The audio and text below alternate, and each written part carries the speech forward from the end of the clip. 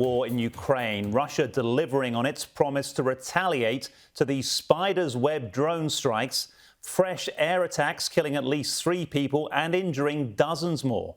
President Volodymyr Zelensky is appealing for Ukraine's allies to apply more pressure on Russia and its leader, Vladimir Putin.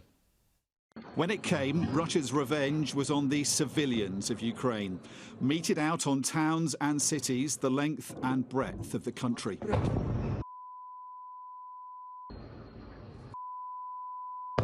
This is Lutsk in the far west. These are thought to be cruise missiles flying in one after another, landing in residential neighbourhoods, igniting terrifying fireballs. This is Kharkiv, 600 miles to the east. Russia still claims not to target civilian sites. These are apartment blocks being struck by cruise missiles carrying payloads of 500 kilograms of explosives.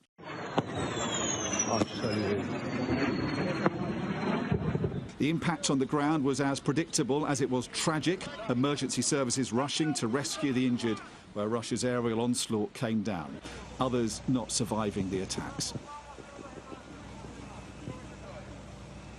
In Chernihiv, in the north of the country, people described a night of terror. Very bad, very bad. I was so scared, terribly scared. I jumped up. Luckily, since the war began, I had taped the window with duct tape. The glass, the shards, didn't get into the room.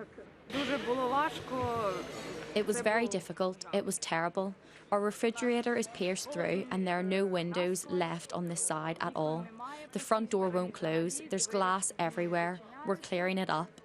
It was one of Ukraine's worst nights in months. President Zelensky called on the world to intervene and restrain the Russian aggression.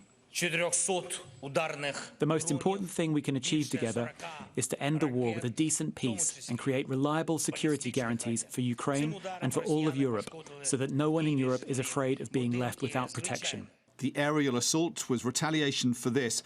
Ukraine's audacious drone attacks on air bases across Russia from the far north to the far east. Last night, Russia's ambassador to the UK told Sky News those attacks were a dangerous escalation. We have a limited conflict right now, which, of course, has a wider projection on the European security. But limited conflict should stay a limited conflict and not to escalate it, not to try to engulf World War III. That's the worst case scenario that we can imagine. A Kremlin spokesman justified last night's assaults as a necessary response to Ukraine's drone attacks on its bases. All that happens as part of the special military operation, all that is being done by our military daily, is a response to the actions by the Kyiv regime that has acquired all the traits of a terrorist regime.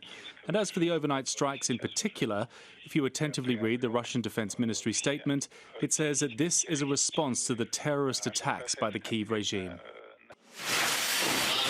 This may be just the beginning. Ukrainian intelligence is warning Russia has more such attacks planned as it continues to lash out in rage at the destruction of its bases. Dominic Waghorn, Sky News.